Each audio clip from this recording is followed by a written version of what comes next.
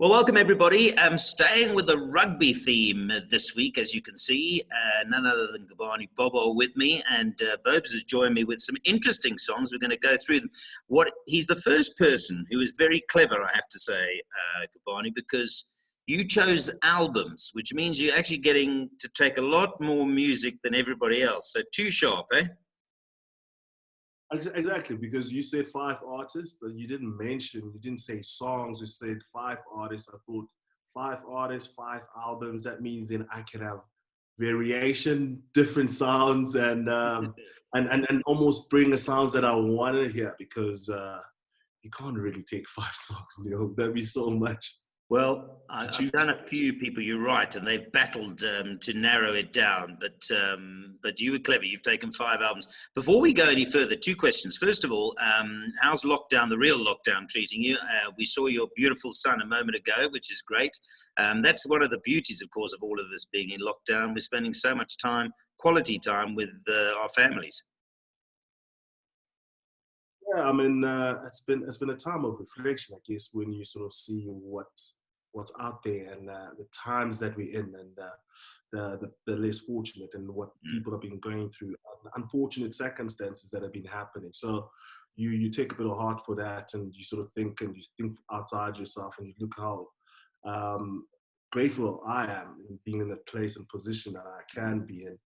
To spend a bit of time with my family, because we get quite busy. Weekends I never get to spend at home, and for the last few weeks it's been the norm. Every day I think I've become very domesticated. I've baked, I've cooked, I'm a chef, I'm a domestic worker, and I'm doing some bit of studying on the side just to keep the mind fresh. And it's been what it is. I'm very patient about this time. I understand what we have to go through, and it's just a matter of and taking day by day, keeping sanity, and try to keep the brain alive. Well, I don't know why I was laughing at you, because as I was laughing, I thought, oh, what am I laughing about? Because I've just come off baking cookies, believe it or not, for Mother's Day. So I've messed up everything. Like in this last week, I tried to bake some bread, dough didn't rise. There's no. I've tried to do some cupcakes, that was terrible. So some bad shots, but I'm doing well with some meats and cooking that way. I think I should just stick to dry meat. I'm no good at that either. My one set of cookies were terrible. The other ones, I don't know. We haven't tasted either yet, but one looks terrible. The other one, I don't know. But anyway, the second question I'm going to hold out, because I'm going to get straight into the music. And it's interesting. I mean, you've got a wide range of music. There's some rappers. There's some what I would call sort of jazz funk sounds. The first one that you've given me is Burna Boy, African Giant. Tell us a bit about your first, the album that you were taking. I mean, I chose, what we're going to have a look at is the official video, but this is the album again, African Giant. Yeah, Burna Boy has been an artist that's lived in South Africa. He worked with AKA, quite famously, some popular songs. Being a man from Nigeria who sort of has blown up globally. He's this global superstar, being nominated, just missed out on a Grammy. And he's just that whole album for me. It's like, when you first meet an artist, you find out their sound and you get to enjoy what they do. And then there's nothing better when you're rewarded as a listener to a certain growth, and when someone really finds their voice and their sound, and it really reflected, really resonated with that. I like the fact the African Giant being from the continent and really going out there to the global world and saying, yeah, look at where we are. And I thought his sound is one for ages. It's an album I've been listening to before lockdown, just on the whole time. My boy loves the song, yeah. I think anything that Burna Boy does now, the boy is enjoying it. So it's giving me very, very fond memories, and it's a very upbeat sound and a very positive message that's going out there. I love it when an artist sort of matures to that. Well, let's listen to a little bit of it. And This is Burna Boy, the album, remember, that Bobo very cleverly is taking. So he's getting 12 tracks. You know, you've got to start a trend. Well, that's the only way. And there's a background story to the sound. So the thing was, when Burna Boy was invited to Coachella, Yes. they printed his name in such small letters the first time he went there, and he took it up upon them. And I think that's when he named his album African Giant, that they needed to print. Okay, nice. So that's quite a nice soundtrack, and it's quite a good thing of seeing a third world sort of rising up to that space and dominating and taking over. Yeah, brilliant. Well, that's great. So Burna Boy, the first in the album that you're taking, African Giant. The question I was going to ask you before we listened to Burna Boy was that it's amazing because we work together a lot, and this is true of a lot of guys and girls that I've worked with. I got an inkling of what they might be interested in, but you learn a little bit more about finding what tracks that they're taking with you. That's not the question I wanted to ask with you. What I found out about you that I didn't know about, because I Googled it, and I thought it can't be this Gcobani Bobo because it came up author. So I was going to say there's two of them. And then I went around and around and found you and found out that you are an author. I didn't know that you co-wrote a rugby thriller, a rugby mystery book. Tell me about that. Yeah, we co-wrote a rugby a fictional book, which was and a story that was inspired by just situation that happens in rugby. It's a nice little title underneath what the Rise of the Dagger is about. It's about when you're trying to play rugby and life happens, and that's exactly what it's about. It's about taking you through the sort of a situation of a young man going from the Eastern Cape, going to Cape Town, finding himself in such different spaces, being pulled into different worlds where he has to make good decisions, and then when he finally sort of brings it together, all falls down again. So it's a good journey of transitional time and space. But the one thing that I was very proud about the book, we wrote it about 2013 odd. About then, took us about 18 months. Writing with the man called Dennis Rubel, who's on the different alias on this book. And what was quite cool was you could tell a story, a feature story with imagination and having a bit of anecdotes of things that you've sort of heard, you've done, you've experienced, without being so emotionally and too invested into it. Because it's just all about the story. For me, the whole premises behind the book was, I remember when I was a schoolboy, not having a set work book that I really did enjoy, which because of the genre of things that I enjoyed. And I thought it'd be a nice one for the younger kids now who are interested in rugby and want to read about sports and want to read about lifestyle, want to get into the other side, the news behind the news, just to have something else that they can read that they do enjoy, which they can relate to. And that was it. I mean, it was fun. I was testing the waters. At the moment, I'm just trying to see if I can get myself to be the writer, they call it the author, to write my own books or write my own stories that I can share. Well, that's brilliant. And you're not the first author but to come on the show, because Andy Capistania has done a few books. Some of it, I think he's done his novel. And he, of course, did the Beast book. And then you got Liam Del Con. But I never knew that you see, you're hiding all of these talents. I had to quickly look when you took your movies that you didn't take a movie that you'd done as well. But I see those are famous. Yeah. Maybe the second song. I think we're going now. We're going to the Mos Def one, which is Black Star. Yeah. And this Talib Kweli, when I started Googling him and stuff, I see he's also collaborates with the Roots as well. But on this particular one, is the album called Black Star? The album is called Black Star. It was Mos Def and Talib Kweli. They were solo artists who were very good, down from Brooklyn, New York boys, conscious rappers who started off writing things that were sort of closer to people sort of finding themselves, getting conscious, knowing and understanding how to feed, eat, love, live, and just in so many different ways, telling the story.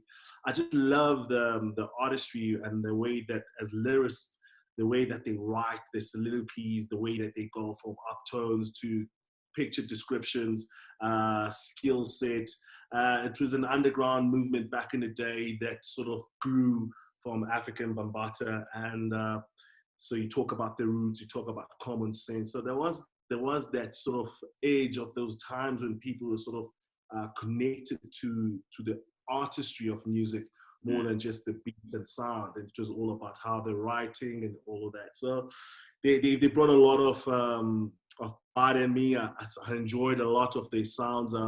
My favorite song in that album is number 11, Respiration. And it's a song that starts off just telling you about graffiti artism and the way the art is in the States, and how they sort of people be painting and putting up frames and putting up words, and all those words turning into the tension into the city and getting a bit of a break, which we are having at the moment, although not wanted, but that's what we're having. I can't remember. I downloaded one to listen to the first couple of bars. It might actually be Restoration, because I remember listening to it. Let's have a listen. You know what? The whole album, 1, 2, 3, it's probably, I mean, these are the songs, you know, for me, they're like soundtracks to my life, you know. It's things that I've been going through as I've growing up, being a young boy in Cape Town, being involved into music, and my friends and my family being into hip hop, trying to become a writer, trying to rap, and all of those things. Because I always used to feel that you have to balance the sort of brutality of beautiful brutality, which is rugby, but then at the same time, you need to have something else that you can sort of like identify with and sort of take your mind away from those things. Some big names there, and as you say, I mean, certainly Mos Def has gone on to be famous in his own right. Before we go on to your next track or the next album that you're taking, your movies are interesting, and not for the first time.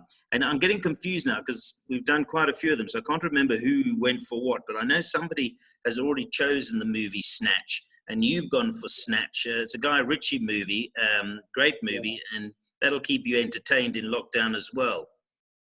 I mean, it's one of those that you want to learn the whole dialogue. It's a movie for all ages. Just the way that they talk against each other, the actions. It's one of those things that every time you watch it, you find little nuances that you never saw the last time you watched it, and the understanding of how the terminology and the words and the people and the slang and the colloquial that they use around, and it just. It's one that you can watch forever, and I enjoyed the way that it was set up. I mean, the Gypsies. I remember being in Newcastle playing for Newcastle Falcons, and having run-ins with the Gypsies, and sort of finding out about the Gypsy weddings, which became quite a big. Phenomenal sort of TV show that was reality TV show in the UK. So once you start to get those little nuances, as I mentioned, it just makes so much beautiful sense. And I've always enjoyed that. I've always enjoyed the humor, the English humor. I thought that's the way that they're so just crass and out there about it.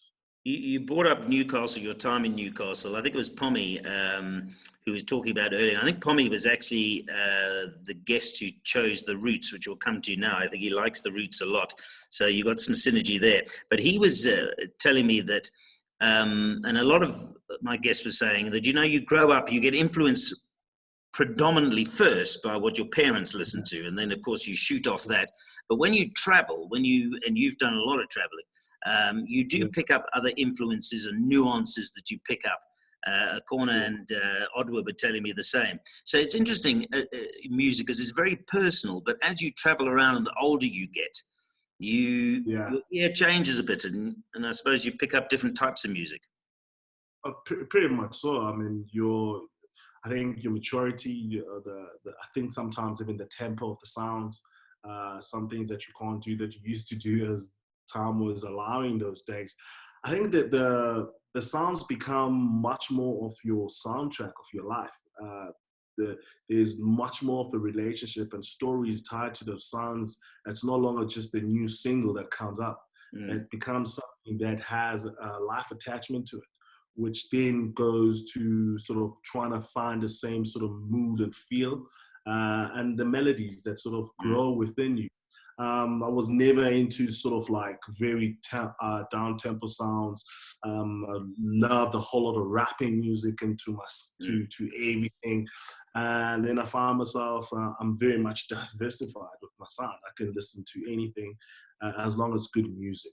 Well, we're going to listen to that. I mean, it does get a bit more diverse now, as I say, but there's a bit of jazz funk coming, which I particularly like. We actually ended up, I picked, I think the same song that you like. But this next band, or the next album you're going to take, is Organized Confusion. And I said to you when you sent me, I said, it sounded like when I present and you have the unfortunate of being one of my guests, and I say, we're live. Because it can be confusion, but these guys, this is a hip hop duo, eh? Yeah. Oh well, it's a hip hop duo. One thing I like about these two, they're a similar sort of time era as the Mos Def, Talib Kweli times, Prince Poe and Pharoah Monch, which is my favorite MC on this. It's one of those where this guy, the way that he rhymes is telling a picture with words. I mean, there's something that they say that you show with telling, and that's what he does with his way that he spits and the way that he sort of makes up this world that you can see. I mean, from just using adjectives to find the anticipation of sounds and putting words together with all of the alterations and asanas. He's just one of the guys who's got probably the best arsenal in rap lyrics. He's such a weapon, and I've always enjoyed him. Pharoah Monch and Prince Paul. The Equinox was the album, and what I loved in this album was the Sound Man, which was track number 6, and it was all about what I'm talking about. As he sort of explains in the first verses how he is the God's gift to vocabulary. So that for me, it's one of those things that I really do. I mean, I think that will really buy some time and you can chum around, especially when you... Well, here's a couple of bars of it. Organized Confusion, if you don't know them and you're trying to find them, confusion is spelled with a K, so Organized Confusion. Yeah. This track is Numbers from the same album. Yes. Give it up. Give it up. I mean, this is what I'm saying. Like, it's a soundtrack to your life, and it brings back so many memories, and it's something that I think when you're in isolation, you want to sort of have that tangible feel to it. And it's music is life, and it's something that I live with every single day. Yeah, it's as you say, you take it and it's got different messages. Well, the other thing that one or two of the guests have told me is that, you know, next week, if I had asked you to do this, you might have come up with maybe 2 or 3 similar artists, but you might have been in a different mood. You might have gone for somebody else. A lot of people have said that to me. Ask me next week and I'll come up with 5 different songs. That's so true, because the sound it's a reflection of your sensory bits. And I think once you open yourself to your senses, that's when you sort of have the fluidity of everything. It just keeps you fluid. And by judging by the sound and the music that you're listening to at a certain time, it does tell a bit of where you are within your life at that stage. So it is a proper reflection. Sometimes when our missus is playing something like, I hate you so much right now, I think you did a message. But maybe she hasn't played that song or she's never played it before. But that's the kind of thing. Music has really shown up, and it has brought so much into our lives. And yes, we do reflect our feelings via what we're listening to. We've got a couple more albums left, but before we go there, your second movie, well, it was actually your first movie. I just did Snatch first, but you went for a great comedy actor in the form of Eddie Murphy, and I think he was with Martin Lawrence in that excellent movie from 1999 called Life, which has got it's a comedy drama, but I remember seeing it back in the day. So that's your second movie or first movie by choice. Why are you taking that? Oh, exactly what it is. It's dramedy. I just enjoy the fact that there was so many talented actors in that. I mean, There were. favorite comedians. Benny Mac, one of my favorites, was on that. I mean, the skits. I think I could watch that movie just watching all the stuff they cut out. I think that's what I will really, really do enjoy, because I mean, can you imagine that ad-libbing going between all of those comedians in that place, and at that moment when everyone is trying to almost like sharpen up their tools and their swords against each other, and when they're taking things a bit too far, when work becomes fun. I would have loved to be in that fly on the wall, or could have cut that, or even get the director's cut and saying, you know, that was way too funny, but it got a bit way too controversial. We had to cut it because the studios were not going for it. That's the kind of movie that is, and with the dramedy, the way that they tell the story about life, and having a chance to, when you're having to serve a lifetime for a crime you didn't do, at the same time having to deal with the person that you sort of have all the blame for what has happened. So just the whole turn of things, and the way that the timing of comedy, the special set and the casting that they had, I thought it was a special movie, and something that I could watch forever. I thought it was me. Yeah. So those are your two movies, which are great movies, and you're right, there's so much comic genius there. We're going to go back to the music now, two more tracks. Now, this one is slightly different. This is the jazz funk I was talking about. I hadn't heard of the guy, Tom Misch, but he's an English guy, and the album, well, I chose the song It Runs Through Me from the album, but I listened to two or three of the ones. That's, wait, Neil, before you go any further, the song It Runs Through Me is the song that sort of really drives me towards this. It's a song that I played when my son was getting born. It's a song that he still loves and enjoys till this stage. Tom Misch, I had just a privilege to. I've seen him twice. I've seen him live in Johannesburg. I saw him live last year in Cape Town, and it's just one of those artists who can play any type of sounds, and just as a musician, so talented, soulful ear. Just I love the flows. This is when you were talking about how music can you can tell people sort of feels and emotions. Tom Misch for me is one guy that you can go on a road trip with. You can still train on it, and at the same time you can sit down and read a book. Well, I'm glad I found him, because as you know, maybe the folks don't know if they don't know him, but the album's called Geography. So when you wrote Geography, Tom Misch, I thought maybe he was your geography teacher at Rondebosch. Maybe, I don't know. I was quite pleased to see that it was I thought maybe you were putting me in touch with your geography teacher. But the album's Geography. Here's a couple of bars from Tom Misch. It Runs Through Me. Let's listen to a little bit of it. And featuring De La Soul. Yes. It's such a beautiful sound. I'm happy to have opened you to Tom Misch. You're going to enjoy it. Yeah, I loved it. Just for you and the family. It's always good for any time. And he's got such a massive discography that he has a whole lot to listen to. Yeah, brilliant sounds. This is from the video, which is why it takes a while to get going. You'll hear now. It's a lovely sound. 1, 2, 3, 4.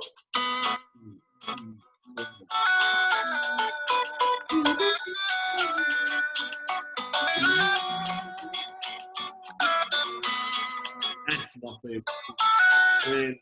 This when I was in theatre about. It's actually something that Owen and I earlier this week were talking about jazz. You don't find a bad jazz musician, because they are just, I mean, by definition, jazz musicians can play the hell out of their instruments. So whether it be sax or piano or guitar, whatever it is, the musical side, the production is always exquisite. It's almost like as if you can't go wrong, because they got so much panache and touch to their sound. And because they understand the whole detail of it, they always express it in a very well reformed and like in a very nice way. It's always nicely packaged with the musicians. That's why jazz music has always be relevant. Well, I'm pleased. I mean, I went into these artists with the exception of Roots because, as I said, I was aware of Roots and obviously Mos Def, Roots in particular because Pommy, I think it was Pommy early on, fancied them. But so far, I've done well. I've chosen the right songs from the right album, and I think that I might have done okay with the. You know my sound, pal. I'm very impressed. I won't lie. It's sitting hours and hours and hours during the Rugby World Cup. I was listening to what you were listening to, I suspect. But the last one is this Roots band. This was their 5th studio album. Bobes is going to take it with it. But the song I went for, and I've got to be honest, was only because it features Nelly Furtado. So I thought, let me listen to that first, and I loved it. But you actually said that it's your favorite song on the album, Sacrifice. Yeah, I mean, it's exactly what it is. What life has been. It's about sacrifices and trying to make the right decisions. I mean, we're all about a decision away from really having it all bottom up. And it's those sacrifices that you make, and it's something that whilst I was playing, the song was resonated a lot with me, understanding the journey that I was going through, even through life, and just taking and understanding processes and understand that the process and it's part of the process. Everyone's got its time, everything's got its time. Just understanding what sacrifices mean, you know. And for me, Nelly Furtado is funny enough.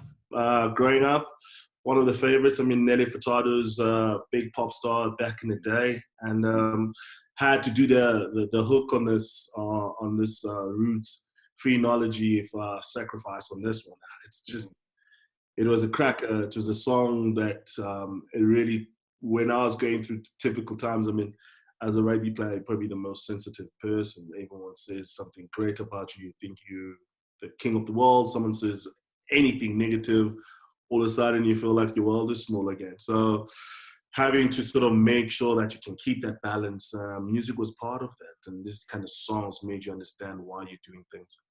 It's interesting you touch on that because I've never played professional sport at the level that you guys have, or at any level for that matter. But what I have done is worked with enough ex-pros and current pros to know that professional sport, doesn't matter whether it's rugby, soccer, golf, whatever, it's about self-belief and confidence. And if you're not on the front foot, if you don't back yourself and you start questioning, you're going to go backwards very quickly. So it's not an arrogant thing, but you have to have self-belief, don't you?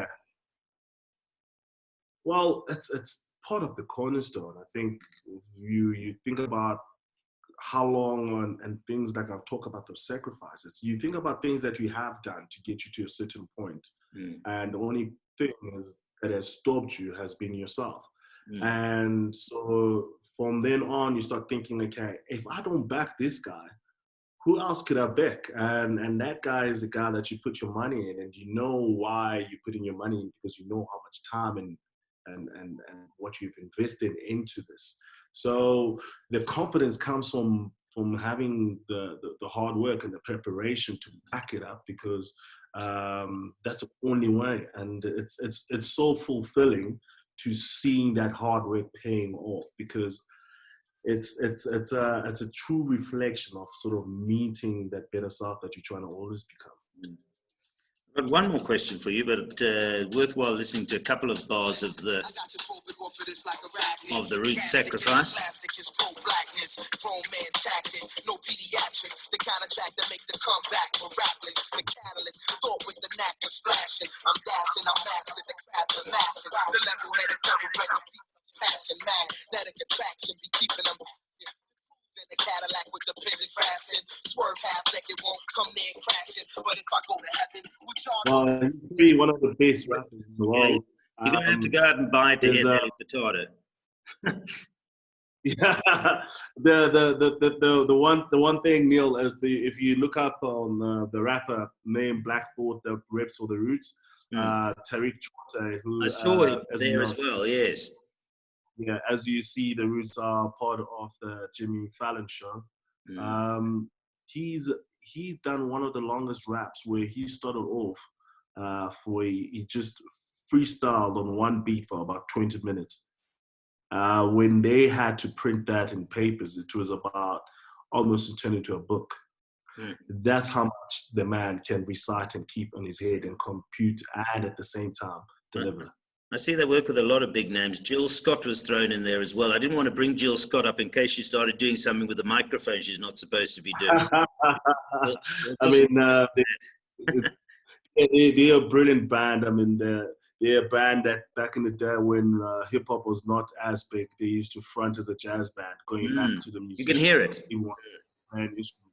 And they went on, which is now why they're in one of the highest grossing probably Tonight Show with Jimmy Fallon, because of their versatility and the way that they can play.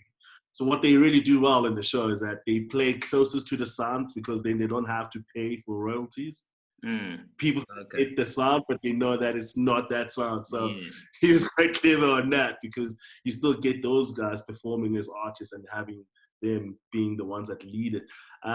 It's just Questlove, one of the probably music savant, a man who's got so much talent, writing scores, scoring movies, and all of that. So it's a well-rounded group. It's one of the groups that I grew up with listening from back in the days, from the 90s. So still to today, don't really much change my music, but I like to always hear and open up to new things.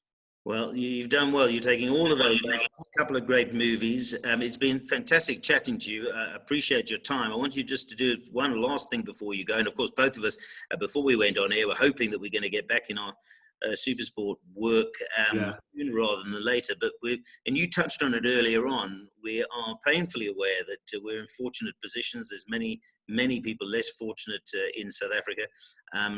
But I think that following the best advice, keeping your family safe, keeping your extended community safe is important.